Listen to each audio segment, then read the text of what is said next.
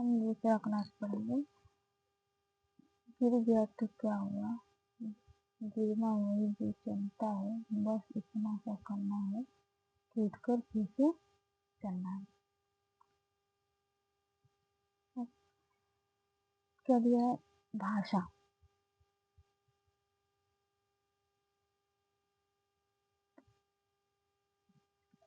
भाषा का उच्चारण ध्वनि द्वारा होता है तथा प्रत्येक उच्चारित ध्वनि के लिए एक विशेष चिन्ह निर्धारित किया जाता है। इस विशेष क्रिया के लिए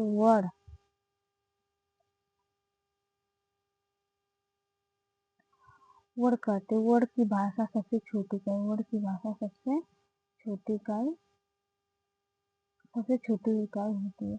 इसके उदाहरण होते हैं जैसे जो अनंत पद नीचे लगा ये जो अनंत है इसे आधा से, जब अनंत पद नीचे लगा आधा से, आधा प उ आधा स आधा त फिर अ फिर आधा क फिर पूरा मिला कर जा रहा है पुस्तक।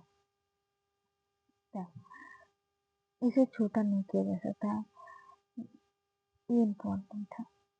मुख से निकली वो छोटी छोटी ध्वनि जिसे और टुकड़े नहीं किया जा सकते उसे हम क्या कहते हैं? वर्ण कहते हैं। वर्णमाला देख लेते हैं। वर्णमाला वर्णमाला प्रत्येक भाषा के अपने कुछ निश्चित वर्ण होते हैं जिसे एक व्यवस्थित क्रम और समूह में लिखने पर वर्णमाला बनती है। हमारी हिंदी की वर्णमाला स्वर एवं व्यंजनों स्वर वर्णों एवं व्यंजन वर्णों से मिलकर बनता है। अब होता है वर्णों के भेद। वर्णों के दो भेद होते हैं। वर्णों कितने होते हैं? दो भेद होते हैं। वर्णों के दो भेद होते हैं, स्वर और व्यंजन। एक होता है स्वर, एक होता है व्यंजन। स्वर देख लेते हैं। स्वर उसे कहते हैं जिन वर्णों को बोलते समय किसी अन्य वर्ण की सहायता लेनी पड़ती है तथा उच्चारण करते समय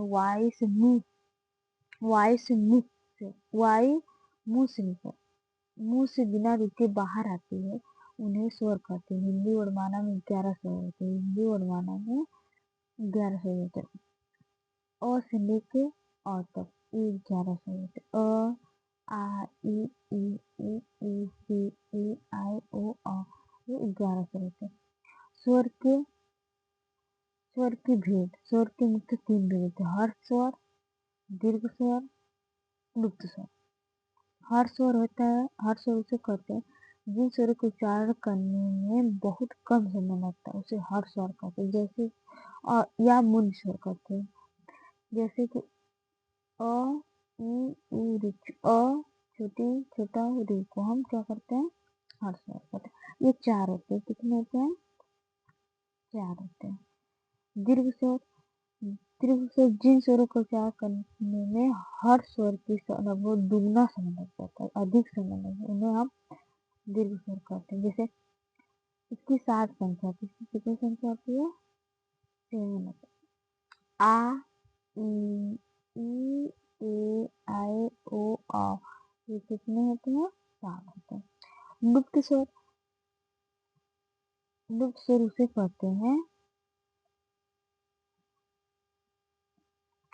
जिन स्वरों का उच्चारण करने में दीर्घ स्वर से भी अधिक समय लगता है, उन्हें लुप्त स्वर कहते हैं। इसे लिखते समय स्वर के यस के आकार का चिन्ह दिया जाता है, जैसे ओम, रागम आदि आते हैं। अब हम देख लेते हैं स्वर और उनकी मात्राएं, जिसको हम इंग्लिश में ओवेल एंड डुअल चिन्ह कहते हैं। प्रत्येक स्वर भी अपनी एक मात्रा होती है। इन मात्राओं के लिए कुछ विशेष चिन्ह इसके प्रकार होते हैं, जैसे आ होता है, अ होता है, अ मात्रा रहित होती है। आ की मात्रा, छोटी की मात्रा, बड़ी की मात्रा, छोटा की मात्रा, बड़ा की मात्रा, री की मात्रा ऐसे होती है, ए की मात्रा ऐसे, आई का मात्रा डबल है, ओ की मात्रा ऐसे, अ की मात्रा एक ऐसे होती है। अब एक विशेष अंग्रेजी शब्द का शुद्ध उच्चारण करने के लिए केंद्रीय हिंदी निदेशालय ने आ को विस्वर में शामिल करने की सिफारिश की, अतः इसे विस्वर को शामिल करने जैसे कि कॉलेज, बार, दान, डॉक्टर आदि ये अपवाद करके करने लगे।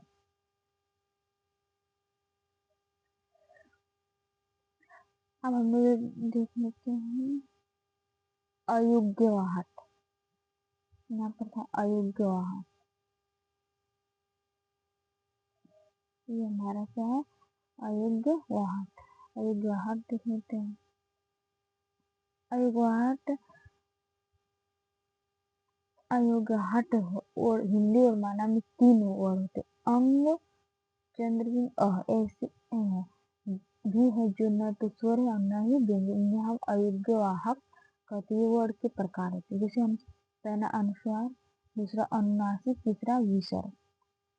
अनुस्वार में जिन ओड़ों के उच्चारण में वायु नाक से निकलती है उसे अनुस्वार कहते हैं। इसका मतलब जैसे कि पंकज, मान चलिए पंकज यह नाक से निकलती है।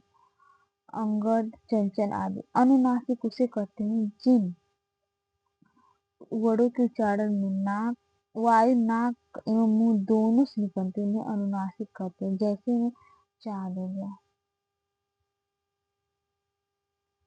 चाँद, आँख, हंस आदि। विसर्ग उसे कहते हैं जिन वर्णों का उच्चारण में आधा अंग की बिंदु के उसे हम आधा ह के समान होता है, जिसे विसर्ग कहते हैं।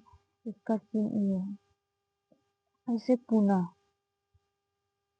जैसे पुनः, प्रातः, संभव आदि होते हैं। उसके बाद आता है स्वरों के उच्चारण के स्थान। इसमें स्वरों को उच्चारण करते समय मुंह के जिस अवयव भाग का प्रयोग किया जाता है वही अवयव भाग उस समय का उच्चारण स्थान करना होता है। स्वरों के उच्चारण स्थान इस प्रकार होते हैं, जैसे अ, आ, कंठ, ये उच्चारण हो गया, इसे स्वर कहेंगे, इसे प्रकार कहेंगे।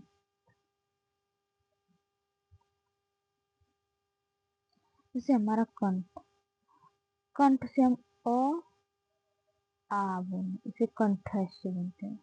तांडु, तांडु से इ ई, ये तांडव्य हो गया। ई ई से हम तांडव्य कहते हैं। इसी तरह ओठ, ओठ, ओठ से ई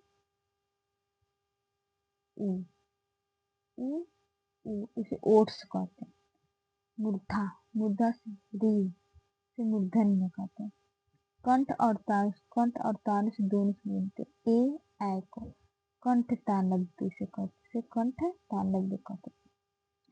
कंठ ओठ दोनों से बोलते हैं, इसे ओ आ होता है, इसे हम क्या कहते हैं कंठोच्च कहते हैं। अब दूसरा हमारा होता है व्यंजन। व्यंजन व्यंजन जो वर्णों स्वरों की सहायता से बोले जाते हैं तथा उच्चारण करते समय वायु कंठ से होते हुए मुंह में रुक कर बाहर आती है, जैसे व्यंजन कहते हैं। हिंदी और माना में व्यंजन 33 होते हैं। तो क वर्ड, च वर्ड, ट वर्ड, त वर्ड कैसे इस तरह पढ़ते क च ट त प घ छ ड ध फ ग ज ड द ब घ झ ढ ध म भ ञ अंगा ञ ड़ न म। क वर्ड में क ख ङ, च वर्ड में च छ ङ, ट वर्ड में त थ द ध आड़ा, त वर्ड में त थ द ध न, प वर्ड में प फ। अंतस्थ व्यंजन, हम य र न व अंतस्थ व्यंजन, ये अंतस्थ व्यंजन 4 होते हैं। उसमें व्यंजन स स ह, ये भी कितने होते हैं 4। किसी में स ह को हम उसमें व्यंजन कर जब बोलते हैं तो उनसे ह निकलते हैं। इसी तरह उपयुक्त व्यंजनों के अतिरिक्त अड़ा अड़ो ञ को दो अन्य व्यंजनों भी होते हैं, जैसे क ख ग घ ज और फ वर्ड अरबी होते हैं। तो हमारे क ख ग ज और ये इस तरह लिखा था, जैसे क के नीचे बिंदु, ख के नीचे बिंदु, ग के नीचे बिंदु, ज के नीचे बिंदु और फ के नीचे बिंदु। ये अरबी भाषा, फारसी और अंग्रेजी के प्रभाव से हिंदी भाषा में आ गए हैं। इसका प्रयोग विदेशी शब्द में भी मिलता है, जैसे कैद, जैसे हम लिखा रहे हैं क।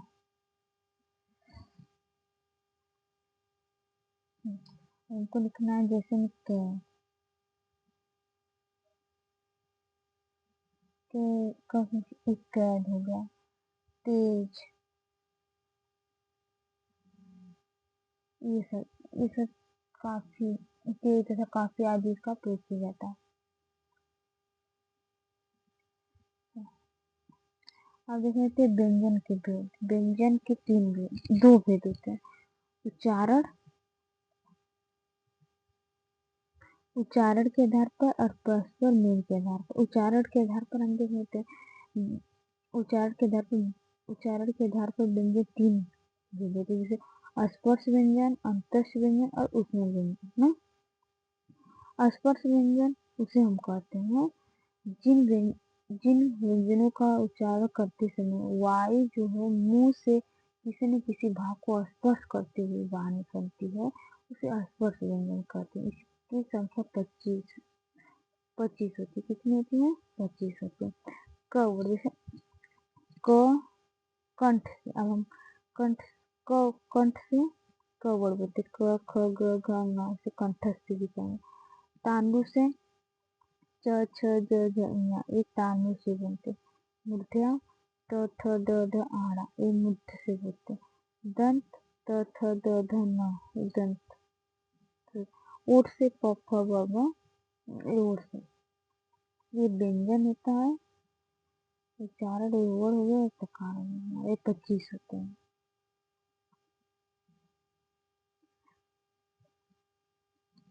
फिर हम लोग देख लेते हैं अंतस्य व्यंजन। दूसरा हम क्या है? अंतस्य व्यंजन। दूसरा अंतस्य व्यंजन जिन व्यंजनों का उच्चारण स्वरों और व्यंजनों के मध्य होता है, स्वर और व्यंजनों के बीच में होता है, उन्हें अंतस्य व्यंजन कहते हैं। इनकी संख्या 4 होती है। इनकी संख्या कितनी होती है? संख्या 4 होती है। संख्या 4 होती है। जैसे में य हो गया, र, ल, ये चारों अंतस्य व्यंजन होते, किसी न किसी स्वर और व्यंजनों के मध्य से होते हैं। उसमें जिन व्यंजनों के उच्चारण करते समय, तीसरा देखिए, जिन व्यंजनों को उच्चारण करते समय वायु जो मुख से टकरा कर गर्मी या उष्मा पैदा करते हैं, उसे उष्ण व्यंजन कहते हैं। ये भी 4 होते हैं। कितने प्रकार के होते हैं? 4 होते हैं। स, ह। उच्चारण के परिवर्तन के आधार पर व्यंजन 2 प्रकार होते हैं, जिनका आधार वायु की मात्रा होती है। अंतःप्राण, अंतःप्राण से कहते हैं जिन व्यंजनों का उच्चारण करते समय वायु मुख से कम मात्रा में बाहर निकलती है, वे व्यंजन अंतःप्राण कहलाते हैं। जो निम्न है, जैसे क हो गया,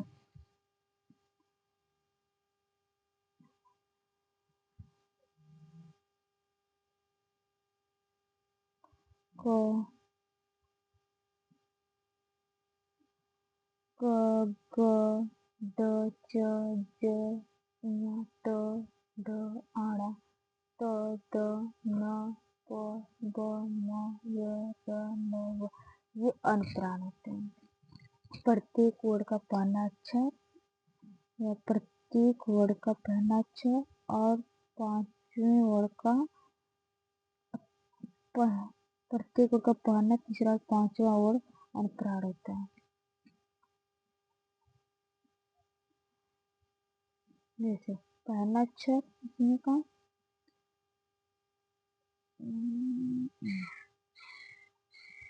पहला अक्षर, ये ना पहला अक्षर और तीसरा अक्षर और पांचवा अक्षर ये अंतराल के अंतर्गत आता है।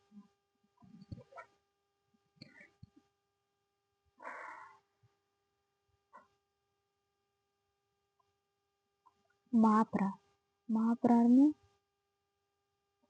महाप्राण जिन व्यंजनों को उच्चारण करते समय वायु मुंह से अधिक समय लेता है, क्या अधिक समय से बाहर में निकलते से व्यंजन को महाप्राण कहते हैं। घ, ख, घ, छ, झ, अड़ा, ढ, थ, ध, फ, ब, स, ह।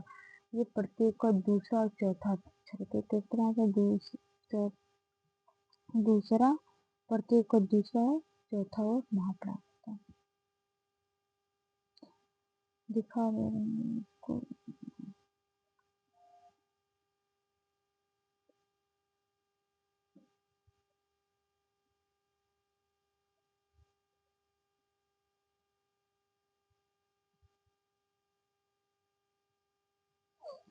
ये ना क्या कहना है, महाप्राण में दूसरा और चौथा दूसरा जैसे क ख ये वाला और चौथा ये वाला ये क्या होता है महाप्राण के अंतर्गत आता है।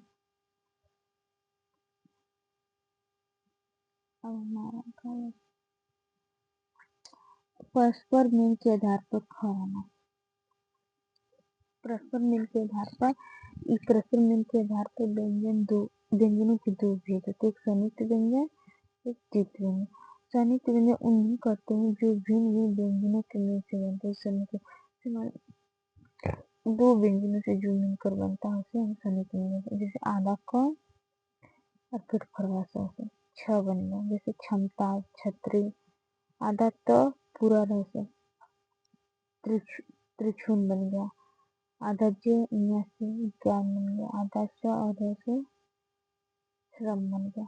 द्वितीय व्यंजन दो समान व्यंजनों के मेल से बने व्यंजन को हम द्वितीय व्यंजन, जैसे आधा का और पूरा कक्का से कक्का मक्का चक्का। आधा ट पूरा ट टक्का मिट्टी। आधा ज पूरा जैसे सज्जा लज्जा। आधा च से पूरा जैसे सच्चा कच्चा ये मिट्टी। अ आधा च छा ये नहीं सकता, ये क्या है हिंदी में अपवाद। अब हम पढ़ लेते हैं स्वरों इन व्यंजनों के मेल। स्वर और व्यंजन के मेल जो होते हैं joint of the vowel and the consonant, इसको इंग्लिश में कहते हैं।